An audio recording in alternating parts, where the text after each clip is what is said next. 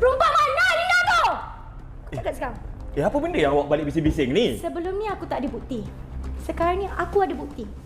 Kau nak putar belik apa lagi? Apa benda yang nak tinggi-tinggi suara ni, kenapa? Abang marah saya. Ya? Naik suara kat awak.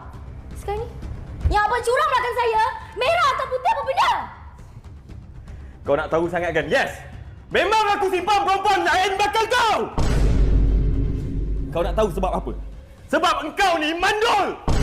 Perempuan kampung!